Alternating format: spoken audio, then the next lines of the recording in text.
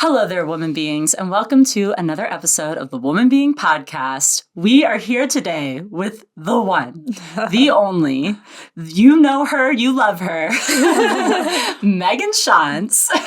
She is the creator of the Faith and Feminism podcast, author of the book Women Rising. She is a new mom, which she was not a mom any other times that we had her on. This is very exciting.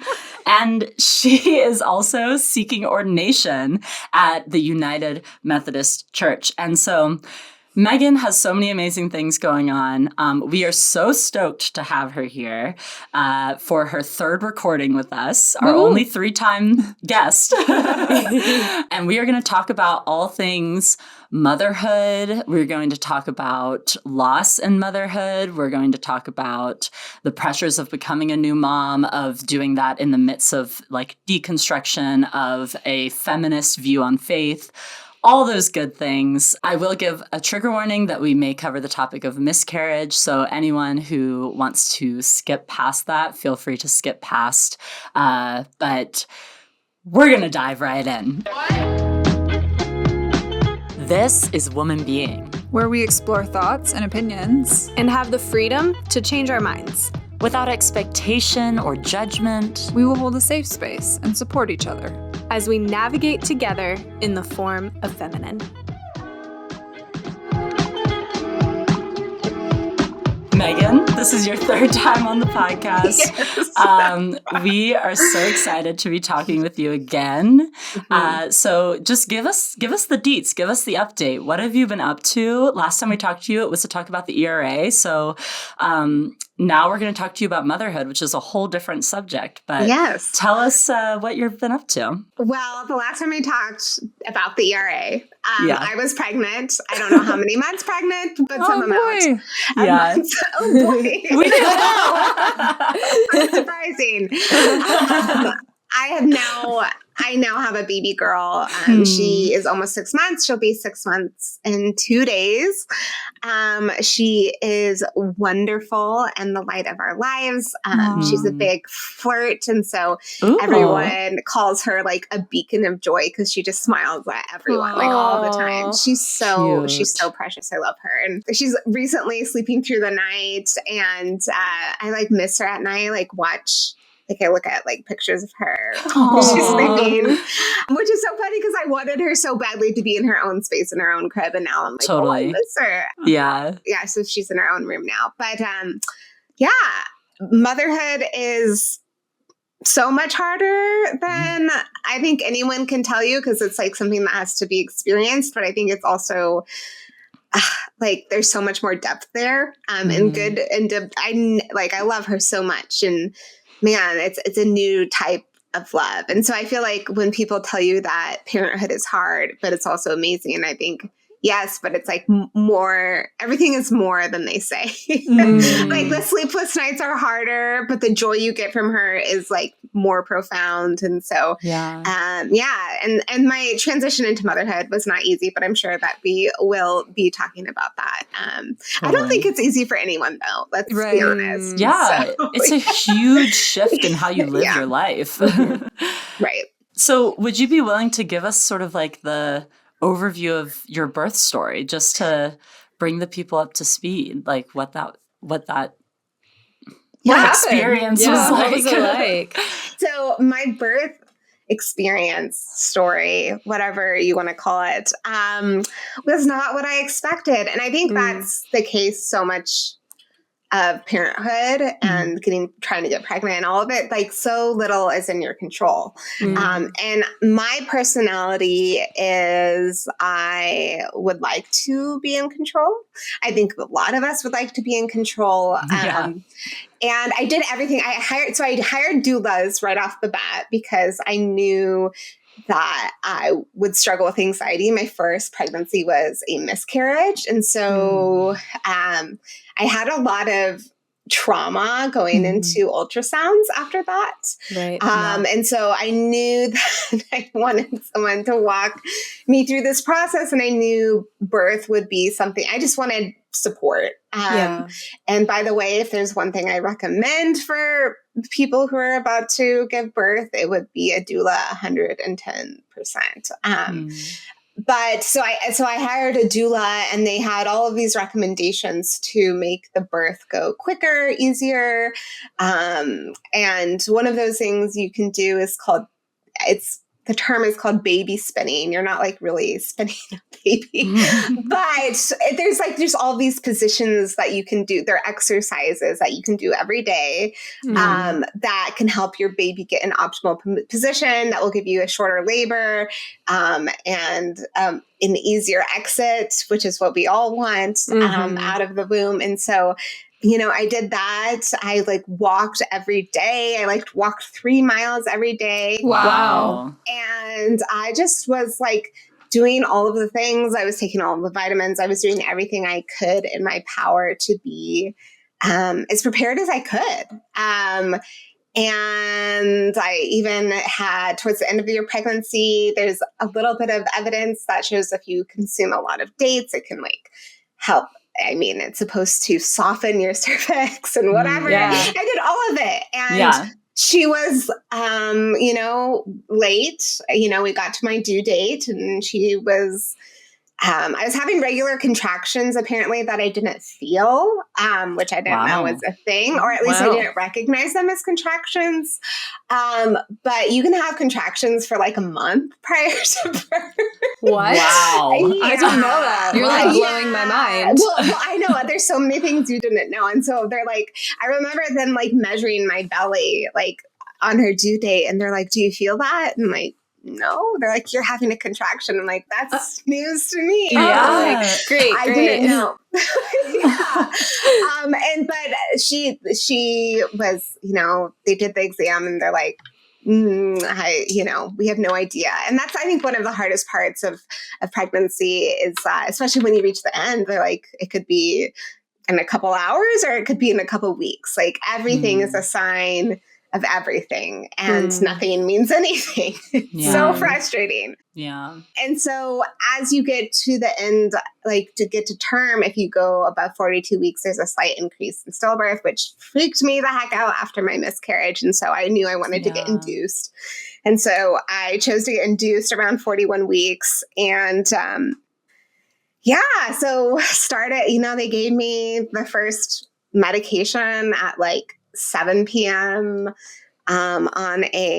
Also what's really annoying is she was due around Labor Day, but her due date was September 1st. And I was you're going to be in labor on Labor Day. And I'm no, I'm not. And I was. I was in labor all day on Labor Day. But it wasn't until, so I didn't get any sleep that night. And then, so I guess I was technically in labor, I guess. I don't know. It's really hard to define what labor is. And then it wasn't until the next night at 8 p.m. that I was getting ready to push. But in that process was a lot of waiting, a lot of anxiety. There was one point where I progressed really, really quickly. I wasn't progressing at all. And then your cervix opens up and I progressed really quickly. And the baby, Emmy, was under distress because whenever I had a contraction, it was pushing on her umbilical cord. And so then there's all these nurses, and they're trying to flip me around and move me. So it was just the whole, thank God for doulas, because they were explaining, and that really helped me a lot. And the doctor came in and checked me, and she's wow, you're such a good pusher. This baby's going to be out in 45 minutes. She's in the perfect position. And I'm yeah, I got this. This is going to be so great. And then, 3 hours later after, I had started pushing, I had made no progress. They kept on telling me she was stuck on my pubic bone and that her head would mold because baby's brain, skulls are all malleable and such. Yeah. But it wasn't molding. And I remember I was so exhausted. I can't tell you how exhausting pushing is because you haven't had any sleep. You're at the end of a really long pregnancy. And and I kept on asking, is she moving? Am I making any progress? And I could tell the nurses were no, but we're going to say like, maybe, like it could be. And maybe a little. yeah, it was like so demoralizing because I was literally giving everything I had. And a little history about me is like, my body has been very physically able to do things. I've climbed Mount Kilimanjaro, and I did really well. My first half marathon, I ran in 2 hours. Like whenever I've called upon my body to push itself, I've always been great. Like my body has come forward for me. And so I guess because I had that background, I was like, oh, definitely not going to have a C-section. Definitely going to just push this baby out because I'm really athletic. Yeah, all evidence pointed to that. Yes. And so after 3 hours, she said, my doctor told me that she usually doesn't want her moms to push beyond 3 hours because mothers physically doesn't have anything left to give. Right. And pushing can become ineffective. And so she said, there's really 2 options for you at this point. You can get a vacuum, or you can get a C-section. And I asked what the risks with a vacuum were, and they said a brain bleed for my daughter. And I was like, nope. And so I opted into a C-section, which was something I was really afraid of and really didn't think would happen, but then it happened. And I remember I thought I said this in my head. I was just kind of delirious at this point, but they're wheeling me back to the OR. And I thought I said in my head, if I die, I die, just trying to comfort myself. Oh, gosh. And everyone's like, oh, okay. Wow. But yeah. And so then, I was reeled back to the room. They were asking me if I could feel things, and I could. They're like, okay, we'll try and get it better, but we're going to go in. Anyway, so they went in, and oh my God. I was nervous because I could feel some things. Yeah. Not the pressure. I felt they're like, can you feel the sharpness of this? And I'm like, not over here, but yes, over here. Oh. Yeah. And anyway, so then so they were getting her out, which is just a crazy experience, being fully awake and feeling your organs being shifted around as they try to get to your womb. And and so then I heard her cry, which was just such a huge relief. But then it felt and I was drugged at this point, so take everything with a grain of salt, but it felt like when she was born, everyone was focused on her, which is great, but I felt really abandoned in that moment. People weren't telling me what was going on. I felt like everyone got to see my daughter except me. And I remember saying, calling out for my husband, and he couldn't hear me because all the doctors were asking him questions about there's so many questions. Oh my gosh, you don't even know. They're like, do we put this drug on her? Do we want to clamp? Do you want to delay court? There's just so many questions, which I will not go into detail now. And so they were asking him those, and I felt really abandoned in that moment.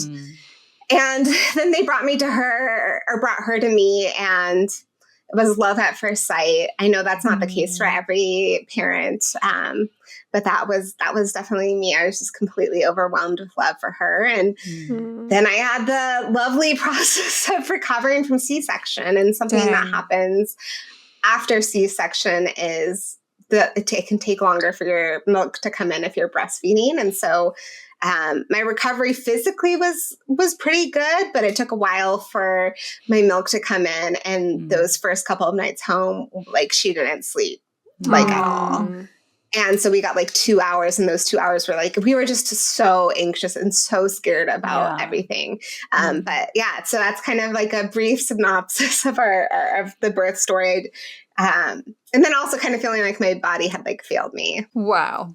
I love hearing people's birth stories, especially the older I get and the closer I get to wanting to have my own kids, because it's just fascinating, the things that you just don't really learn. Right. And there's so much. Yeah. And, I've heard it described that birth stories are war stories, Yeah, for real. It's you made it through this crazy thing that a lot of people do and make it. And it's everyone's different and everyone's experience is different. It's just wild. I'm what?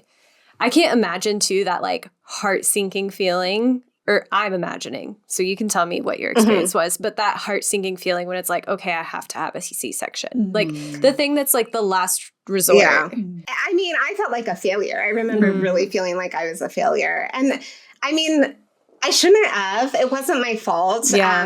Later on, we found out, like when they took her out, my doctor said there was no way she was fitting. And so it was like the added bonus that she was a week late, and then her head was 96th percentile.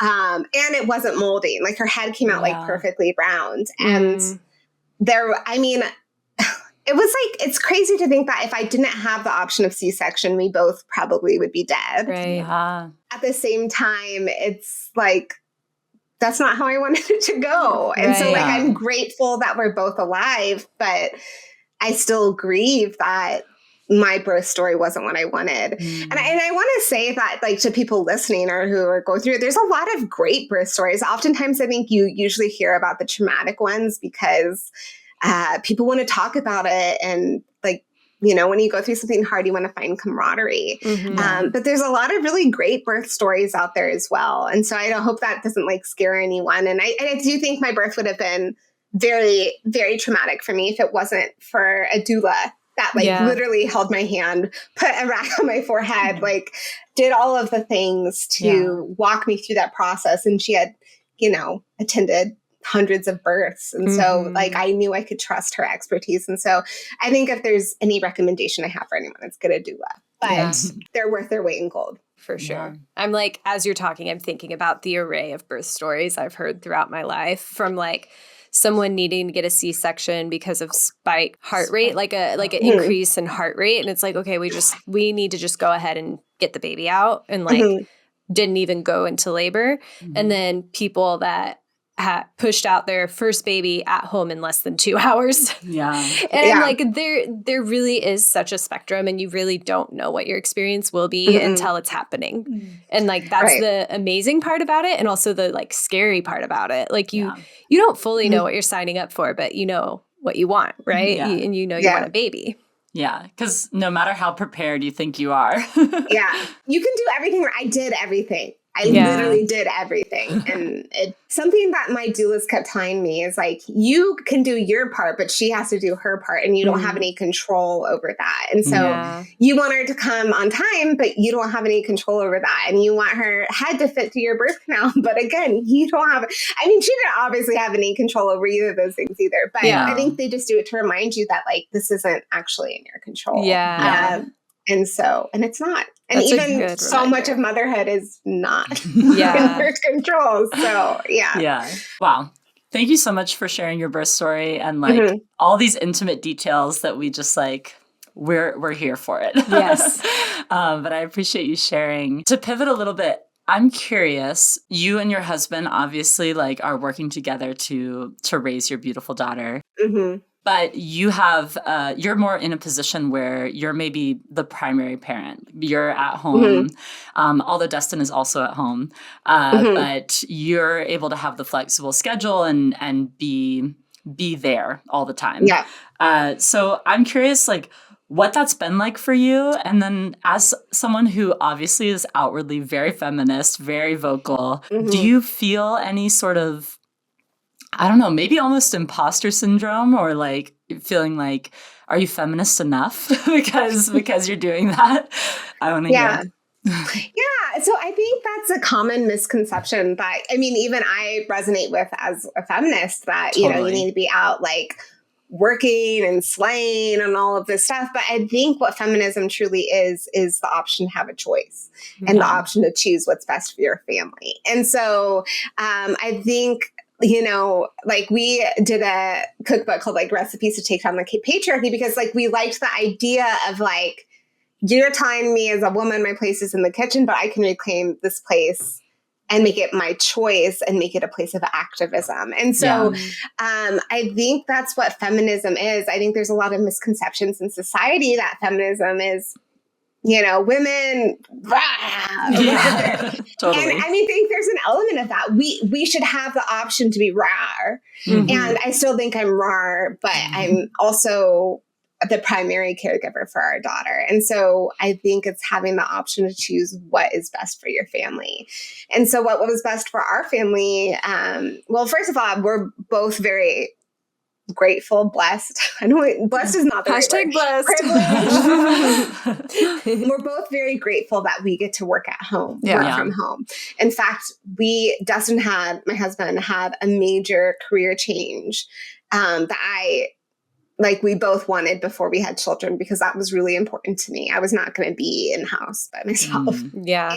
And so his job is very flexible for what it is. I mean, he's a computer programmer, and so he's able to help quite a bit, but I'm still the one that's responsible for everything. And so his job, I get paid very little for what I do, and what I do get paid for, I raise on Patreon, or I get from my book, which is really not a lot. Yeah. So you gotta want to be fair. Yeah. But all I have to say is my husband is making far, far, far, far more money than I am. And of course we need to support our family. And so it made sense for him to keep his job. And for me, that had a lot more flexible schedule, who's not making near enough money to support our family, for me to figure it out. I shouldn't say me to figure it out, us to figure it out, but it made us figuring it out was me being the primary caregiver. Yeah. He works for a very progressive company, so he actually got 12 weeks paid leave. That's incredible. It I is. know. 10 out of 10. Yeah, 10 out of 10. So for the first 12 weeks, he was changing the majority of it. Like, that was the caregiving, I think, was very evenly distributed during those first 12 weeks. And I was so grateful for that. Like, he definitely changed like 90% of the diapers, because that's what he could do. And I had the boobs, so I would obviously feed her. Yeah. But everything we did was a partnership. And I remember describing it to my therapist at the time, and she was like, wow, like, I wish I had that, because those first 12 weeks, like, we could both be up in the night. We could both, like, everything was truly like this beautiful dance where we both held equal responsibility for her caregiving. And so I'm really grateful for that. And it also gave him time to bond with her, which I think so many parents miss out on, whether or not they're, the mother or the father, because moms still have to go back to work really early as well, which is so messed up. We can talk about that later. But so I was really grateful for that. And so transitioning into that, I felt as pretty competent as a mother by the time he went back to work. And since then, I've been trying to figure out how to balance the work I used to do with also being the primary caregiver. And we've taken steps that way. So right now we're doing something called nap training, and we're trying to get her to sleep in her crib for her naps without me holding her, but she definitely prefers the contact naps. And so that will give me more time. We just hired a babysitter to come a couple of times a week. And in the fall, we'll be starting a preschool. I mean, preschool sounds really early, but that's basically what it is. It's not a daycare. It's like a program at actually a United Methodist Church that does like every Tuesday and Thursday morning. Nice. That's cool. So like there's definitely steps. And as I move forward, I learn what work I can do. Like, for example, while she naps, and if she's napping on me, I can do some reading on my Kindle to catch up, because a lot of the guests I have to read books. And and another thing I found is to, like, if I'm recording reels, I'll like record all of them. I'll just change my shirt. And I don't even know what I'm going to do. I'm just like, I can do something with this. I'll just record me saying like whatever to the music. And then I just change my shirt. And then I have all of these in the draft. And when she's napping, I'll like go through and like, okay, well, what can I make this into relevant content? And so it's definitely taken me some time to find my feet. But I'm finding my feet, and it's what's working for us. And I also love that he is still supporting my work. Essentially, like, I couldn't make, like I said, I even if I was just trying to take care of myself, I would not be making enough money to, fully. You guys do this on your weekends, right? Yeah. Like it's a lot of work. Yeah, we know. So you guys know well aware. So juggling jobs and this, it's a lot. And so he's been supporting this dream of mine for a while, to get published, and now he's supporting me. So in that way, I still feel like it's super feminist. I think it's just what works best for our family. Yeah, that's amazing. I love the shirt changing hack because we do the same thing. Just switch your shirt. I was wearing a different outfit earlier today when we recorded a different episode, and now we change. And we do it between making, like, you know, we make our Woman Crush Wednesday videos where on Instagram we talk about a woman in history. We change outfits between them. So that's definitely a hack. I mean, that's what you have to do, like to make the content. You you have to find the hacks to make it work. And I literally, so my office is like a bonus room upstairs, and there's a closet in there, and I just have a bunch of shirts that I just, and usually I'm in my pajamas and I throw a shirt over my pajamas. And I just make sure my face looks good. Nice. Well done. Okay. So I came up with this term. Let me know if this, I hope it isn't like rude, but it seems like you're kind of in a complementary and passing relationship for the time being. So what? Let's break this down. Complementary and passing. That means what? Can you define what that would so meaning mean like husband is primary provider, wife is primary caregiver. From an outsider, from an outside perspective, like without knowing you two, it just sort of is like a more traditional route. I mean, I think it is a more traditional route, but it's also, I think, like, I'm not submitting to my husband, and I'm not like true. Yeah, I'm not like, be quiet. The kid, like, don't bother your father. Like, no, come get your daughter. And usually I don't have to tell him, because I remember when we were doing this.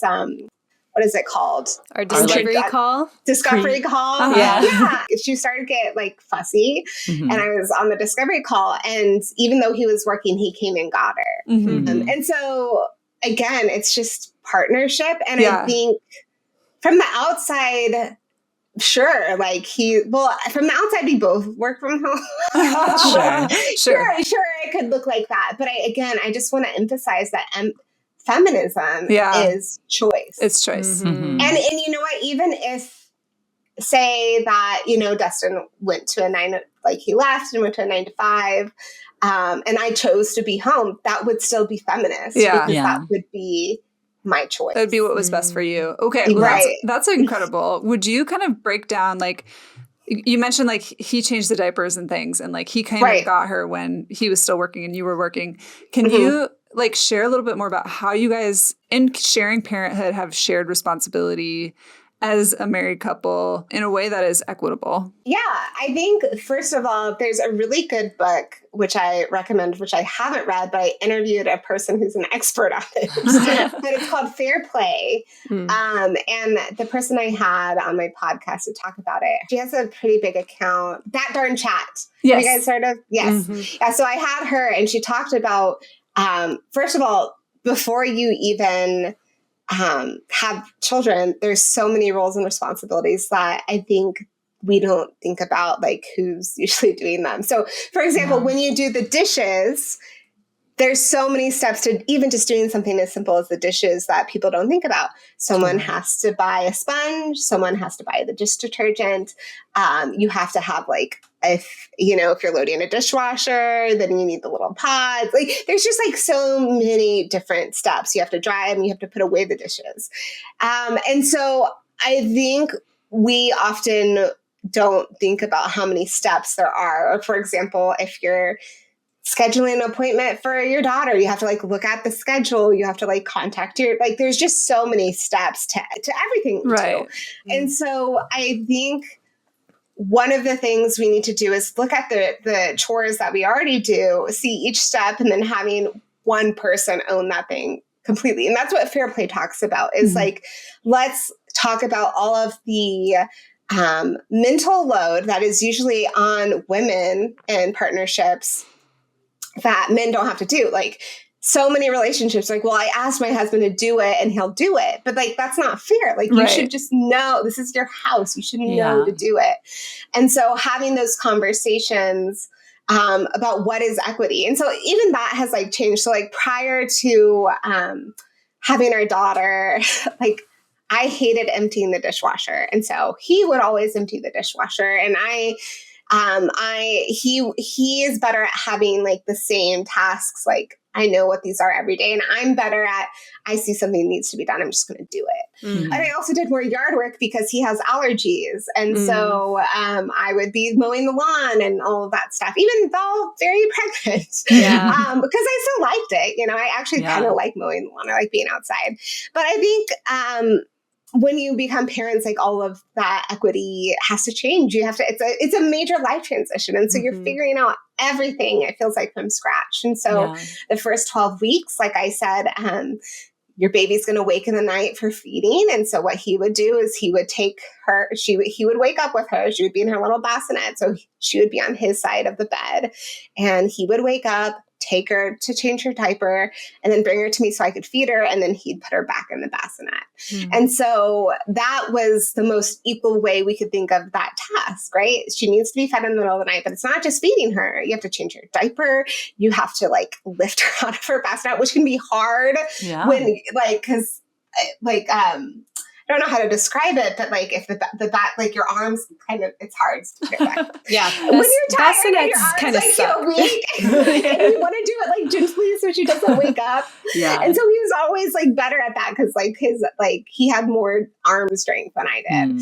So like that is an example of a task that you would think, oh, well, you're the only one with boobs, so you're the one that should be doing it all. And we found a way to make that as equal as possible. And since then, it's been like a flex and flow. And, you know, some things have had to change for him because he used to be like, I want to take a rest after work and then I can do chores. But now, now there's no rest. So he's gotten a lot better at like just doing stuff when he sees it instead of like, oh, I'll make this on my list and then I'll do it. He's like, he'll just do it in the moment. And I've always been a more do it in the moment kind of person. But yeah, and you know, I mentioned dishwasher earlier. Well, now I have more time.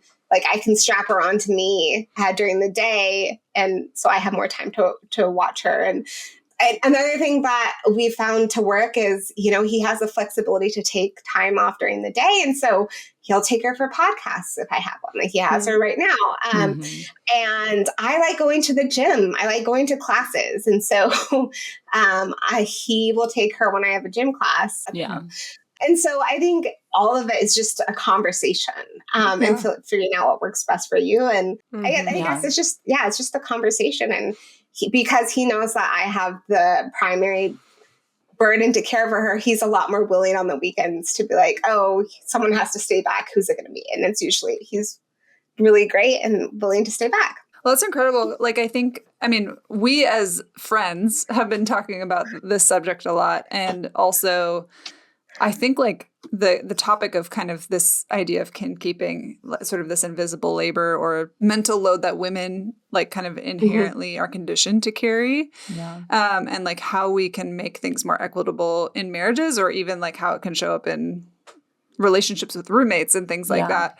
And so I always love hearing how different marriages will divide things because it's like it's a huge piece of your everyday life. And like, even just like the thinking through, okay, here's the list of groceries we need, or we're out of soap, or, you know, whatever, it all adds up.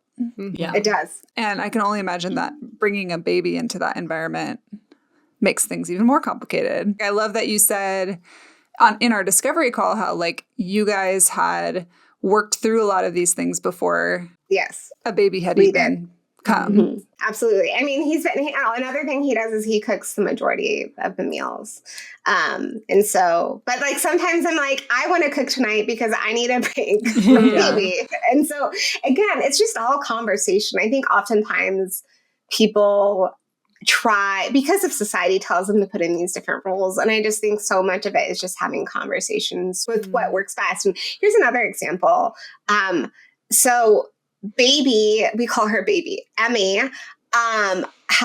babies have sharp nails, and no one likes trimming them because it's scary, because in the beginning, like we accidentally like pinched her finger and we're all like terrified of doing that. And even the baby trimmer nails we have like don't even do a good job. It's like you just did it, but like she could still like claw your face off. And so we asked our other parents, like, what do they do for baby nails? And like, well, it's kind of gross, but we chew them off. And I have never been a nail chewer in my life. I don't know how. It's gross to me. Like everything about it, just, it's not my thing. But so many people are nail chewers, like my husband. And so I thought, you have more experience in this area. Maybe you could do You're a professional. You can handle this. He was really pushing back on it because he didn't want to have that responsibility. So what we did is ultimately he is the one who chews her nails, but I have to take the duvet cover off and wash it and put it back on by myself, which is also a terrible chore. Yeah. And so he has a terrible chore like once a week. I have a terrible chore once a week. And that way it's even. And so we just find things like, I really hate this chore. Like how can we make this equitable? Okay, will you take the duvet cover? Because that really sucks too. I love that. I feel like so that's real. One of those things that you don't even think about when it comes to parenting or to like taking care of like a little infant until you're confronted with it and you're like, how do people do this? Yeah, I don't know, man. Yeah. Well, I'm telling you, the baby nail clippers are not only terrifying, they're inefficient. Yeah. So you're going to have to figure something out. That's not bad. Yeah. This is what works. I also feel like when you have an issue like that, it's like, okay, this may be a weird solution, but it's the best one we have available. And it'll be better than, having scars from our baby scratching us or something. Or the baby scratching themselves. Yeah. That's equally terrifying. That's the main problem. It's scratching herself. But also kind of scarring to accidentally pinch her finger. Like that's what happened, and have it bleed. Like that was scarring. And so I guess your mouth is a lot more accurate. Yeah. So I do not envy that my husband has to do it, but he doesn't envy that I have to do the duvet cover. So. Yeah. There you go. Equality. It kind of just both sucks. Yeah. That's fine. Yeah. But I think it's so cool how you like described how you guys like break down those tasks. Cause I don't think, maybe I'm wrong, but I don't think most people think about how they can divide those things and be like, well, it's super simple. The baby can sleep on your side because you need to like pick the baby up and go change the baby and then bring her to me versus like, I feel like most couples, it's like, well, the baby obviously needs to sleep on the mom's side, like the end. Like that might not even be a conversation that's entertained. So I think that's really cool to see, to hear how you guys worked through that and how you've like figured out what works best for you. There aren't a ton of examples out there of like, well, this is how you can like co-parent really like well, and I can be the primary caregiver, but that doesn't mean you automatically aren't helping and supporting. And so seeing really practical ways is like, I'm going to file that and remember when it is my time. But Meghan, you mentioned earlier that you did have a miscarriage. And so I was wondering if you would be willing to share some about that experience.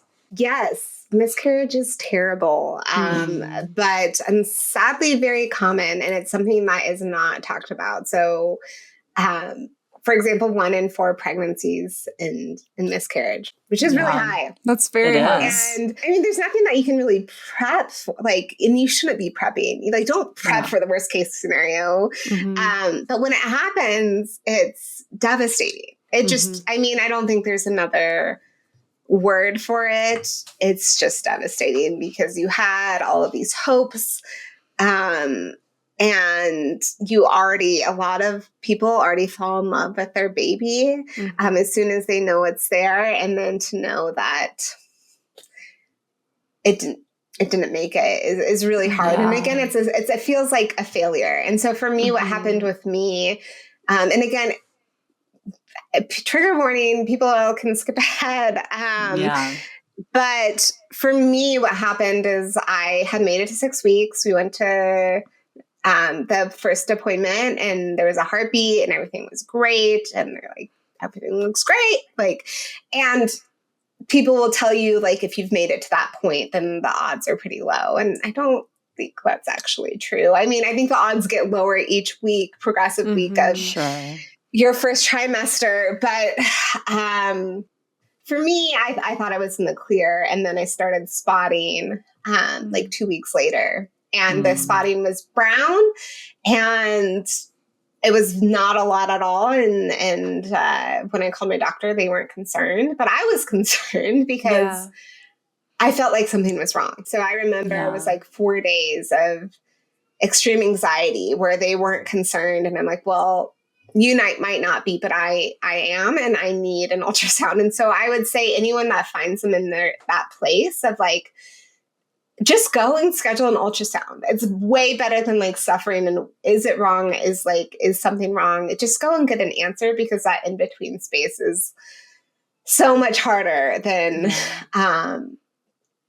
not knowing. And so I asked to schedule an ultrasound after like 4 days of that. And unfortunately, there wasn't a heartbeat. And it was really hard because I saw how much the embryo had grown since the last time.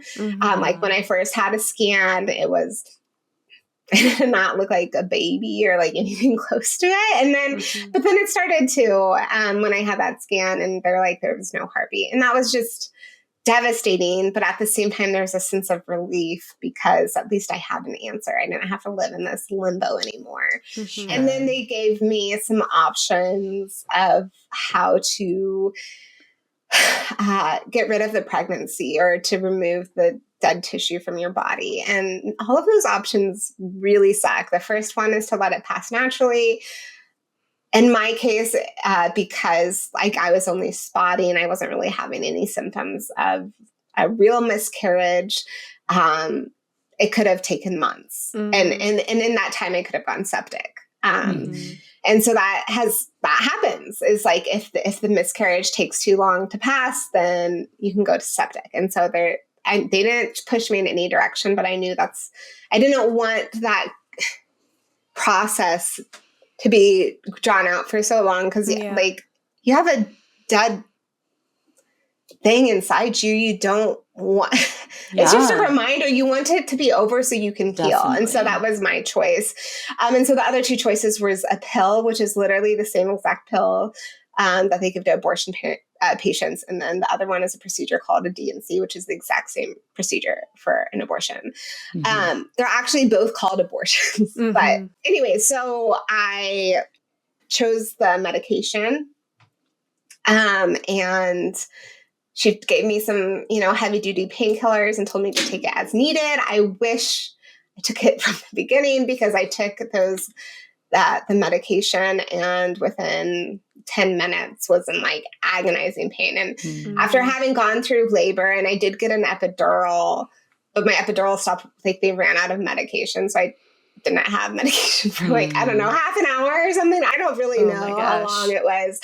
The pain I felt from that was 10 times more intense. And maybe it was because it was like, you take 4 pills and it like makes everything happen really, really fast. And I remember I sent my husband to go to Target to get like some adult diapers, because you bleed a lot after a miscarriage. And I had just taken the pills, and he's like, are you sure you don't want me to stay? And I'm like, no, like I just took them. It's probably going to take a while for me to feel anything. And 5 minutes later, before he even got to the store, I told him to turn around, and I was screaming, asking him to come home. And by that point I had taken the pills, but the painkillers, but it took a while to kick in, and I was like throwing up. I was in so much pain, and it was awful. It was absolutely awful. And, I just remember like he helps me get into the shower, and I was sitting on the shower floor, like just sobbing, throwing up into a bucket.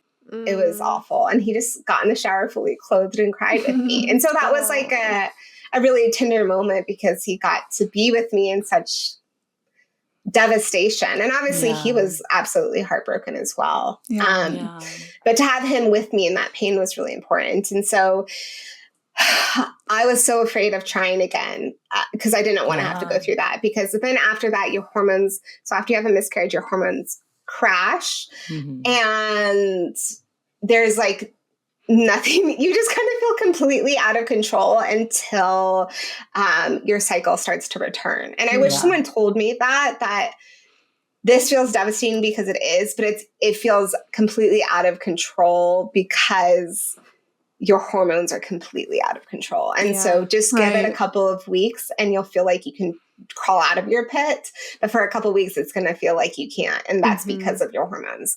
And so anyway, so, you know, I started to recover. I was really afraid of trying again.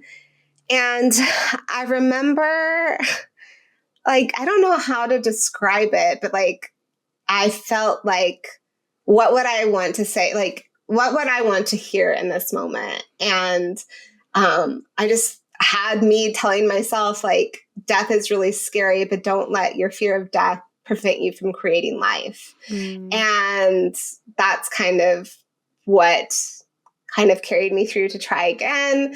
And then we got pregnant again a couple months later. And obviously it was terrifying.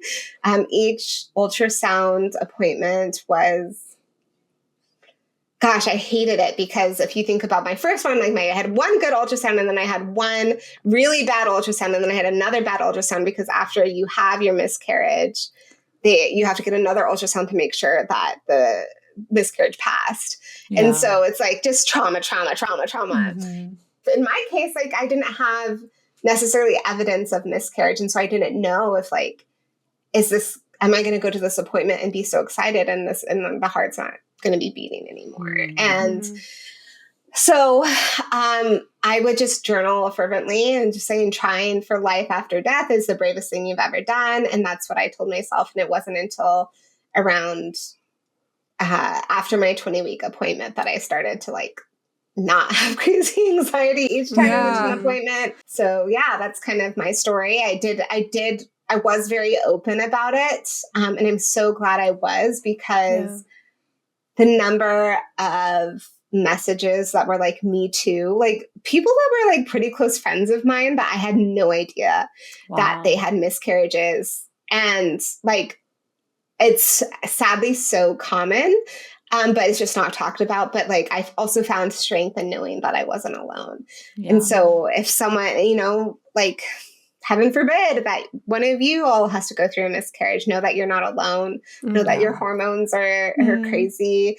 And know that trying for life, even after death, is worth it. But so those, I think, were the things my husband and other women who like really carried me through that process. Yeah. I mean, thank you so much for sharing, because I know you've been open about it online, but like continuing to talk about it, I'm sure is not the easiest thing. Perhaps it gets easier as time goes on. But I mean, anytime I hear a miscarriage story, it is so gut-wrenching. And so that support that women do feel and are willing to give each other, if we talk about it, I feel like is so there. And so thank you for being brave and trying for life after death, but also being open about the process, because that's encouraging other women to be open about what they've been through as well. And I think that's so important. And that's so scary too. Like, it's not just like, oh, you're going to go through a grieving process and it's going to be really sad for you. It's like, oh, this is going to be one of the most painful experiences of your life. Sorry. So it's like you're dealing with the trauma of just grief in addition to like a literal painful experience. And then you don't get all the hormone help that you get from like having a baby. I think another thing that's really hard about it is there's no answers. Like, you want to know what went wrong, what happened, and you never know. You just don't get to know. I mean, you can know that 50% of miscarriages are due to chromosomal or some kind of genetic abnormality. So it's actually a good thing, because like the baby wouldn't have survived, and it's your body taking care of something that wouldn't have survived. But at the same time, you don't know. And I think another scary part is you don't know, like a lot of women have a couple, one or two miscarriages. Some women have miscarriage after miscarriage after miscarriage after miscarriage after miscarriage. And I remember one of the scariest things, and I really feel for this woman, but she reached out to me and she said, I've had 8 miscarriages and then I just gave up. Oh, wow. Oh, man. And she never got answers to why that was happening. And then I thought, well, is that going to be me? And you don't know until you try again. And I remember like, well, doctor, please tell me. And they're like, well, it's just considered normal. So we don't even do testing until you have oftentimes 3 miscarriages in a row. They won't oftentimes they won't do testing. Like, you want me to like possibly walk through this again without answers? Like, no. Yeah. Yeah. Wow. And hearing that it's normal is kind of the worst. And I mean, it's like, it's good to know you're not alone, but to know that kind of experience is normal. Yeah. Like, that they are not going to do testing because this is just considered normal. Yeah. Right. Which I think feeds into also just like the disparities when it comes to women in the healthcare system. Yes. Yeah. So like, why aren't we working harder to try to figure this out? Yeah. That's what I wanted to know. I was like, why can't you just like do some testing, like, and figure out? And and I mean, I don't have an answer. Sure. Yeah. I don't know. I tend to err towards like, it's common. Is it normal? I don't know. But like, it is a common experience. Sure. Like, you know, like hormone imbalances and whatnot. But that's so, yeah. We could talk about the medical system forever and disparity in women's healthcare. But speaking of women's healthcare, I'm curious, and this might be a slightly like sensitive question, but I'm curious to know if you going through a miscarriage impacted or had any effect on your perspective and stance of being pro-choice, because you've been outspoken about both of these things, and I'm curious to hear. It's interesting because I remember, like, way before I had kids, one of my friends who was a good friend told me she couldn't be friends with me anymore because I voted for Hillary, and that after having a child, she could never vote for anyone that was pro-choice. And which is, I mean, so it's interesting to have, like, I mean, I don't know if that was really the reason, but she felt like after having a child, there's no way that she would ever remotely think it's okay for abortion to exist. And for me, I'm like, this is something that women should be able to choose because it is agony to lose a pregnancy. And I mean, there's even tons of grief that even comes with abortion, which I don't think we talk about. Katie Zay talks about. She wrote the book, what is it? Complicated Yes, you know. Yeah. And so I had her on my podcast, but even like people don't talk about like the term is disenfranchised grief. And that's something that's kind of like grief that's not, you're not really allowed to publicly grieve. And miscarriage is one of those, and so is abortion. And I think that like there's this misconception that people who choose abortions are like, I want to kill babies. Like, that's not the case at all. And often, and when reading her book really humanized a lot of those stories. Like, for one person, like their pregnancy, like they were already struggling with depression, and they started like when they were pregnant, they had extreme depression, suicidal ideation, and they knew that because of the hormone changes that they were not mentally stable and they could not continue this pregnancy. And so that's like one example. Another example is there's such things as like ectopic. Like, one of the people she interviewed had an ectopic pregnancy, and what she did, it was an abortion so she could live. And the woman she interviewed was a rabbi, and in that faith, like if it becomes between the mom's life and the baby's life, it's like in that faith you choose the mom's life. Like, I mean, there's so many, like it is a complicated choice, and there's so many reasons, and women might be in domestic violence partnerships, and having that child will keep her chained to her abuser. Like, there's so many different reasons why. And if we look at why women choose abortions, there's research there, and 74% say they can't afford to have a child. And if you look at our society, like, that's not that surprising, because if we look at like our minimum wage, our childcare, there are so many areas of inequity that contribute to a mother or a woman. And oftentimes people who are having abortions are already mothers, or they are already caregivers. There's so many factors to make that decision.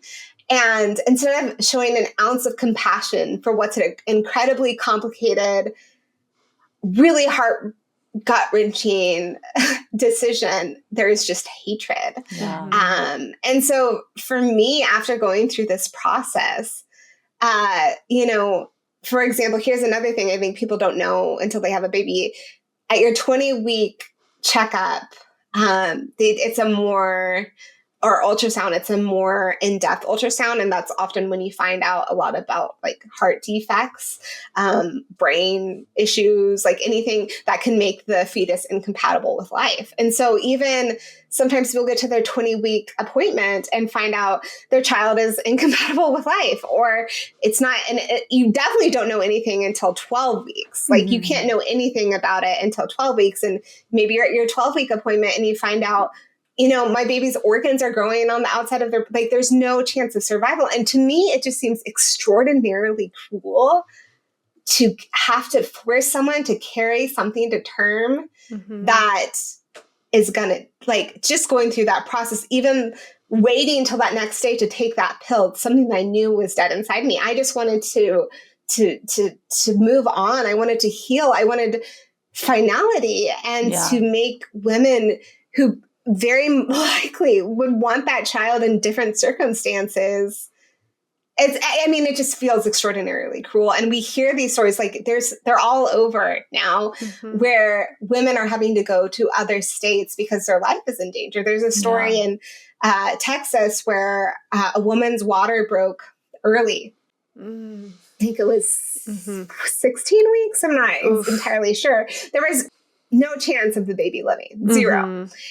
And she was not allowed to get an abortion because the heart was still beating. Her option was to wait to go septic until she was like at the edge of death for them to remove the fetus at that stage. And so not only was this a child she wanted, they were forcing, like, basically to have to put her life at risk. Yeah. It's so cruel. And so for me, like, even after the emotions, like after I gave birth, I had a great support system, and I still struggled with postpartum anxiety that led to a little bit of depression and any kind of having a child, any kind of mental instability you have is going to come up.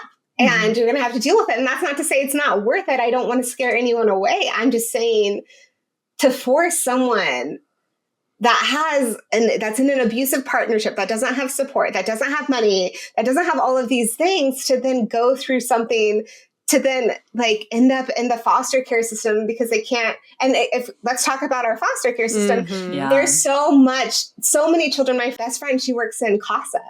And the stories I hear, and it's absolutely devastating. Absolutely devastating. And so for me, if anything, pregnancy has made me pro-choice.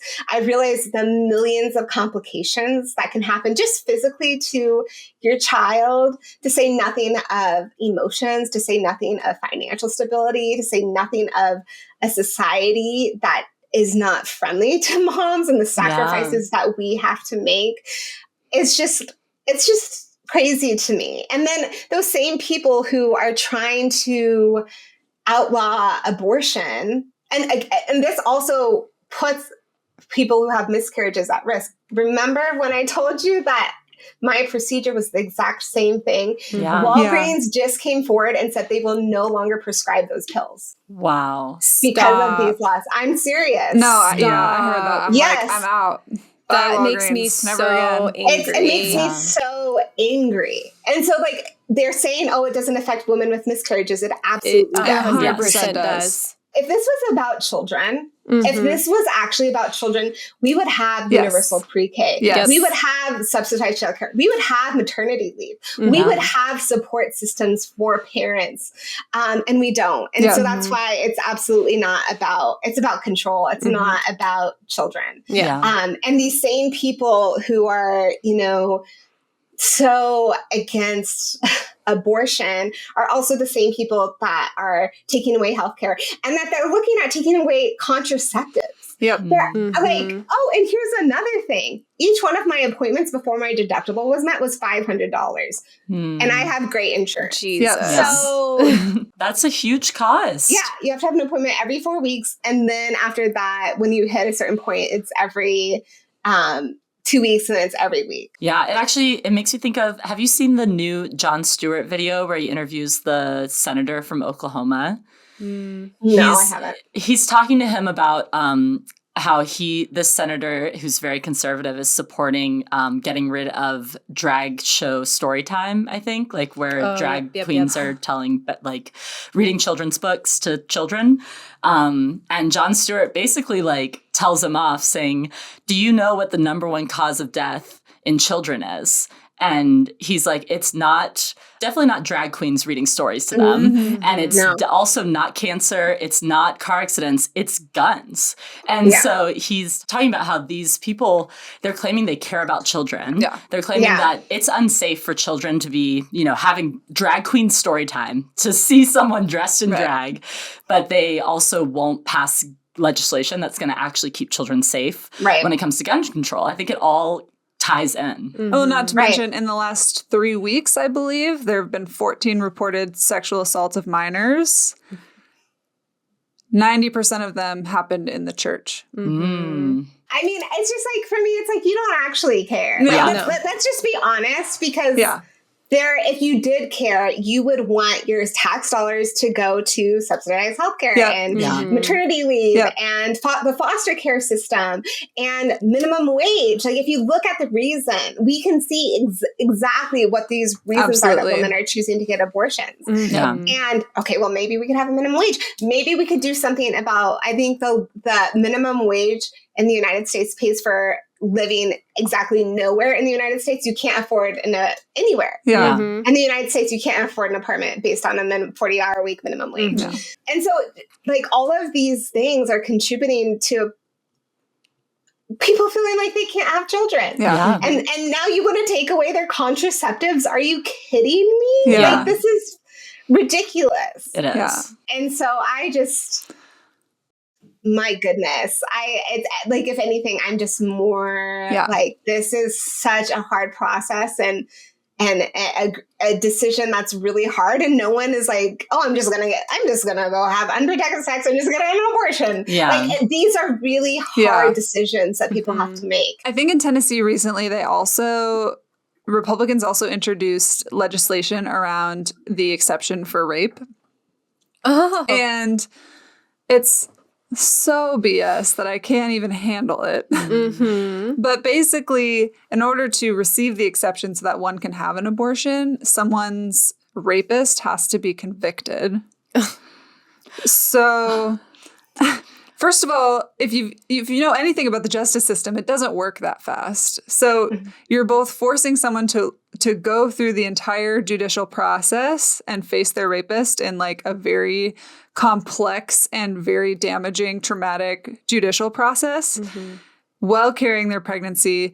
In addition to the fact that if the person is not convicted, they are guaranteed parental rights to the child. Which is super effed up in every single way. And on top of that, according to a statistic from RAINN, and I'm not sure if this is the most updated one, but a couple of years ago, only 6 in 1,000 rapists face jail time. Jesus. So like, don't even talk. Do not. I just like this. Oh my God. Forgot about how angry these things make me. And rightfully so. We were talking about this back when Roe v. Wade was overturned. There's no way that an exception for rape could even be a little bit taken seriously. Because we don't even take rape seriously now. But not even to mention that logistically, like, it doesn't make sense. It's just impossible. Definitely. We could go on about this, I really think. But we only have so much time. I wanted to ask, what do you think people don't say enough about becoming a mom? Like, what are the things that you're like, I wish I would have heard this more or at all before I brought a child into the world? I have an answer for that, but it's also an answer that's like really taboo, but I'll be brave and say it. I love it. Ooh. So a lot of people who, first of all, there's a statistic that I can't remember the source, and so don't quote me on this, but after the pandemic, rates of postpartum anxiety went up to like 60% or something. And postpartum depression, I think, was like 40%. And so something that people don't talk about, and I wish someone talked to me about this before, because I think I would have not spiraled so much, is there's actually a book out there called Good Moms Have Scary Thoughts. And I remember when I was so afraid of, everyone warns you about SIDS, sudden infant death syndrome. Man, I think it needs to be talked about, but it's also terrifying. Yeah. And also in the beginning stages, your child, like I already shared, like she was not sleeping in her bassinet. In fact, she wouldn't sleep anywhere except on my chest, because I think she was really hungry and trying to suck on my boobs a lot so she could get milk, because that's what triggers the milk to come in, because at first it's colostrum. And so she was just constantly on my breast. And I was absolutely terrified of falling asleep while holding her. And I was terrified to put her in our bed with us. And I was terrified. I was just so afraid of SIDS and like her getting smothered with a blanket. And I had an intrusive thought that I would harm my child by smothering her with a blanket. And I spiraled, because I would never, ever do that to my child, ever. But at the same time, like my brain, I now have words for it. My therapist, like, because I had been told over and over again, babies can be smothered by blankets. That makes sense that my brain was hyper protective of her and trying to find out a way to protect her. And so I spiraled after that to the point where I like lost my appetite. I didn't eat. Like I couldn't eat, like, and I had to breastfeed, and I was just like not in a good place at all until I talked to a postpartum therapist and said those are normal. I wish someone told me that. I wish that. And they vary like from person to person what those are. Like, oh, I'm afraid I'm going to fall down the stairs with her. Like whatever, like just some way of me accidentally causing her harm. And it's so disturbing, because you would do anything to keep this child safe. And so I think what I wish more people talked about is like, most moms will have an intrusive thought where they have like, you know, they have a vision where they fall down the stairs with them, or like my husband even had them where he felt like he was afraid to like push her in the stroller because he's afraid that he'd like fall and trip and her stroller would go into the street. And like, just your brain, this is one thing, your brain actually changes when you become a parent. And this is true whether or not you birth your child or you're a foster parent or whatever. Your brain changes to perceive threats that you never saw before. And so like things that I had never seen as a threat in my life, like a river, you know, we took her on a walk by a river and I'm like, she could drown in that river. I'm cutting vegetables with a knife. This could harm her. Like literally everything was a threat. And, you know, it varies in severity. And for me, I think it got worse because I would dwell on them because I was like, I can't believe I thought that. And then it was just like more and more disturbing and I just spiraled. But this is something that's really common, and actually people's brains change. And when I told my therapist, she's like, yeah, I had that thought. Or like my other I had two therapists. That's great. I'm you like, can't get enough. Right? Well done. I had one Yes. that I saw for 5 years who wasn't trained specifically in postpartum. And so I switched to one that was postpartum. So she, like my previous one was just mainly familial trauma stuff.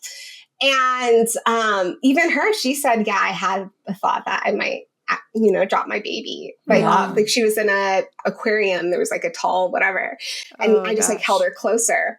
That will happen to most parents. I mean, it happened to my husband. Like, and so I just wish people knew that your brain is going to change and you're not crazy. This is your brain being hyper protective of how to keep your child alive. And so things that you never would have seen as a threat, thoughts that you thought you would never have, you might have. And that's your brain on overdrive trying to protect your child. And it's actually a good thing because you need to be aware of so many more threats to keep that child safe, but it sucks. So if you guys have what I call them intrusive thoughts, that's why. And they do get better. Like it was bad for like the first 6 weeks. And now I can't like really remember the last time I had one. And I'm 6 months postpartum. But that's also because I got the help I needed. I mean, and circling back to like our previous conversation, the types of people who are now forced to enter into parenthood, right? And they don't have resources like that, and they don't have access to support like that, and they're at home alone, or like trying to navigate like working and, you know, having a baby, and maybe don't have a husband to support, like all of those things, like all of those privileges that support you when you're raising a child are not available to so many people. Right. And I just can Which, only like, imagine. probably amplifies the way that those intrusive thoughts feel. Yes, absolutely. Oh, absolutely. If I didn't have my husband to talk about those things with, I didn't. So the reason I knew like something was wrong was literally not even a week postpartum. And I talked to my doulas, and they said, baby blues are normal. This sounds like you might be struggling with some postpartum anxiety. I would talk to your doctor and get a specifically postpartum therapist. I wish we talked about that. Yeah. Because I think a lot of my anxiety stemmed from my thought it wasn't normal. And maybe it's not normal, but it's normal for people with postpartum anxiety. I actually went to there's a really great resource for anyone who just should know about PSI's Postpartum Support International, I think it's what it's called. But they have tons of resources there, which I highly recommend. But I went to one of the support groups, and it was like, I don't know, like 10 moms, and every one of them, like the intrusive thoughts, like all of them had them. Yeah. So I don't know if it's necessarily common for normal pregnancy, but it's definitely common for postpartum anxiety. Yeah. And I feel like postpartum anxiety and postpartum depression are like a lot of people struggle with that after pregnancy. And they don't talk, and no one talks about it. Yeah. And I wish we did, because this is also normal.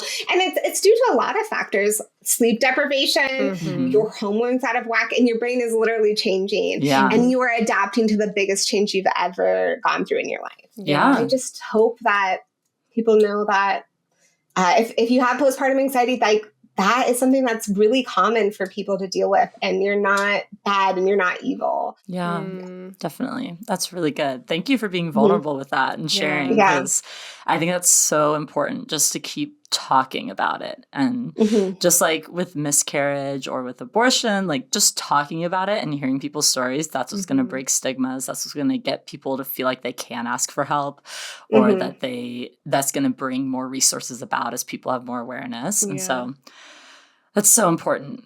Yeah. Well, and it humanizes everything too, right? These are real people attached to these experiences, right?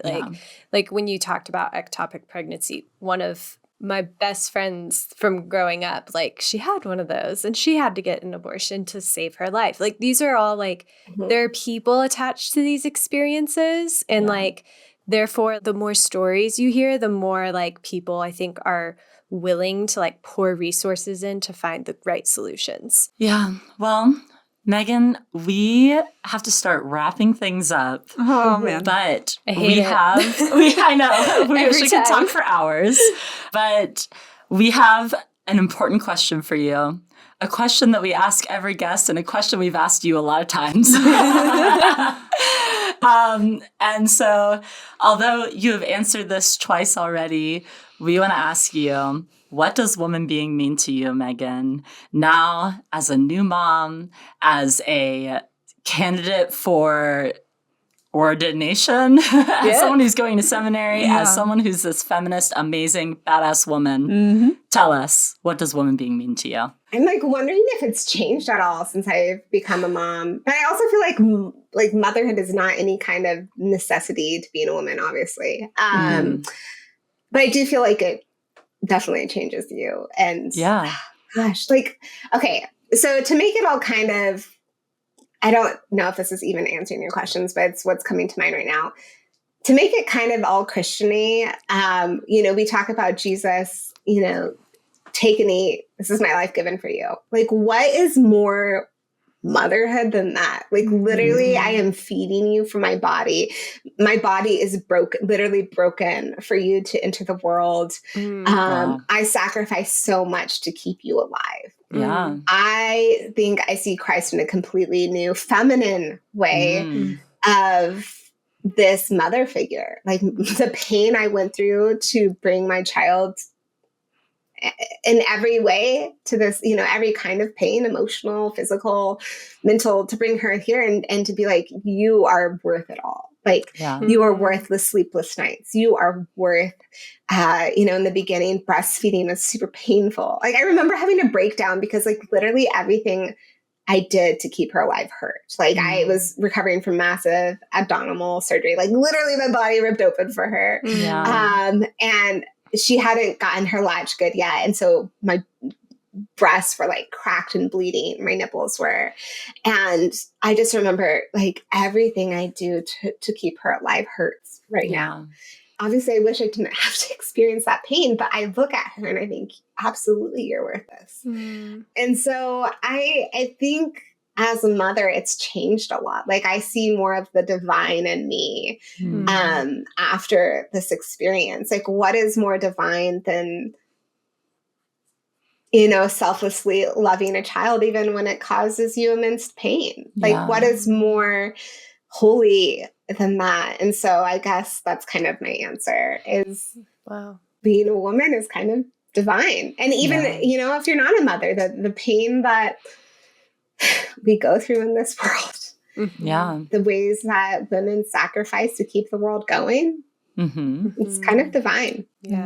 That's good. Wow. I love it. That gave me some goosebumps. Yeah, same. I'm like, wow, I don't even like consider myself like really a practicing Christian anymore, but that like brought tears to my eyes. I was like, oh my God, you're so right. And that's so, like you said, it's so divine. Yeah. So Meghan, you've already mentioned quite a few amazing resources throughout this. There was PSI. There's A Complicated Choice, which is a phenomenal book. Fair there Play. was that? Fair Play. Fair Play. But are there any other resources that you would like to recommend to our listeners about any of these topics that we've covered today? I mean, I think you should get my book, but it doesn't talk about motherhood. So, oh, yes. Definitely get her book. My podcast, I do talk, we did do a little bit of a series on motherhood before, like there's a lot to update. Like I'm also going to be putting this on my podcast because I'm like, this is a great way to update things. Instead of like recording it twice, I'll just have them interview me and it's great. It's amazing. Yeah, those are some resources. Definitely PSI is a great resource. A Complicated Choice is a great resource.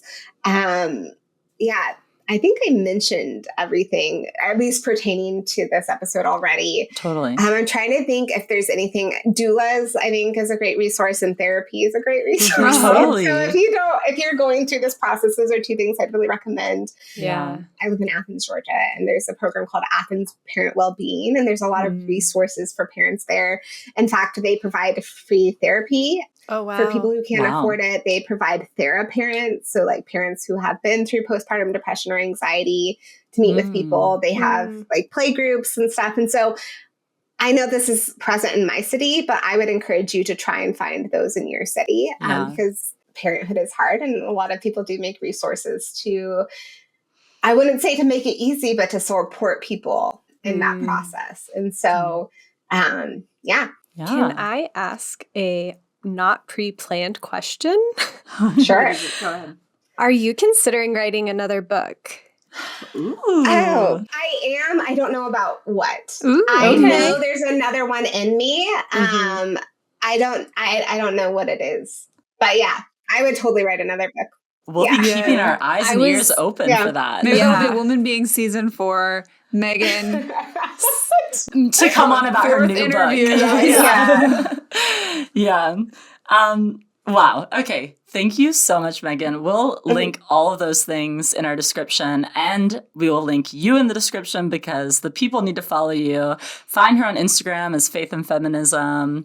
And Are you on TikTok? I don't even know, actually. I was kind of on TikTok for a little bit. I haven't had time. I plan on it, but I need childcare. It's a classic problem. Totally. Super fair. Follow her on TikTok because she's gonna post some great things on there. Just go ahead and get there. A couple months. But I totally recommend people get your book, Woman Rising, that they follow your podcast, Faith and Feminism. Give it a review. And then while you're there, 5 stars. give Woman Being a review. And be sure to, let people know. Share this episode with people because this is amazing content about motherhood, about what it looks like to go through postpartum, to go through miscarriage. You have such amazing perspective, Meghan. And so thank you so much for sharing it with us and letting us pick your brain. Also, Woman Beings, follow us on Instagram and TikTok. We're a Woman Being Podcast. Check out our website, womanbeingcommunity.com. We have all the things. But all that to say, Meghan, we're going to let you go so you can be with your beautiful baby and your beautiful husband. And we are going to wrap up this episode now. Time to end it. We'll see you next time. Bye.